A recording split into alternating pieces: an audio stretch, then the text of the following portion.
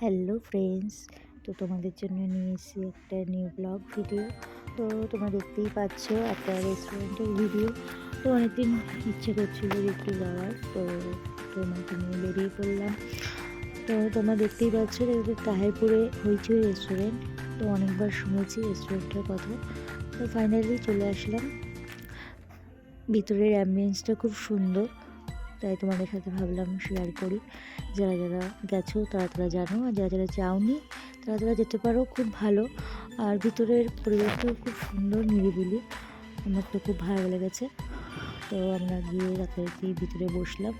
তো বসার পর ফাইনালি দেখো টি চলে এসছে।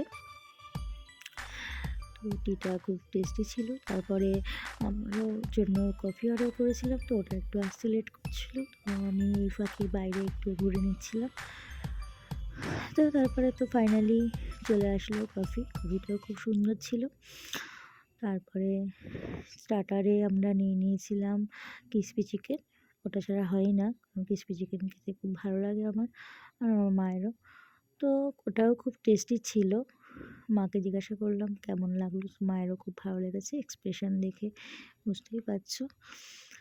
তো তারপরে যেটা ওখানকার একটা স্পেশাল মোমো, সুইটি মোমো বেশ কি এর নাম ছিল, যাই হোক আমার খেয়াল পড়ছে না নামটা। তো বললো ওরা মিষ্টি মিষ্টি, বেশ আমিও নিলাম, ট্রাই করলাম ফার্স্ট টাইম। তো ভালোই লাগলো খেতে, বেশ ভালো ছিল।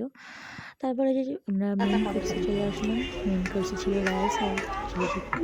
তো ওই দিন ছুটি ছিল, বাড়িতে খাওয়া দাওয়া ছিল, তাই খুব একটা খেতে পারছিলাম না, মিষ্টি তো লাগে না, না? আমরা পার্সেল করে নিলাম। আর তারপর হ্যাঁ, এই যে আমি লাস্টে যেটা না খেলে আমার হয়ই না, তো সেটাও খেয়ে নিলাম। আর বাড়ি ফেরার তাড়া ছিল, কারণ ওটা একটু ভিতর দিকে ছিল, তো বেশি রাত হয়ে গেলে আসাটা প্রবলেম, কারণ যেহেতু মা আর আমি গেছিলাম। তো তারপরে ফাইনালি আমরা ওখান থেকে বেরিয়ে গেলাম, দু একটা ফটো তুলেছিলাম। হ্যাঁ, এই যে যাওয়ার সময় না একটা ভিডিও করছিলাম, তো ভিডিওটা যাই হোক পছন্দ হচ্ছিল না বলে আমার এক্সপ্রেশনটা একটু অন্যরকম হয়ে গেছিলো।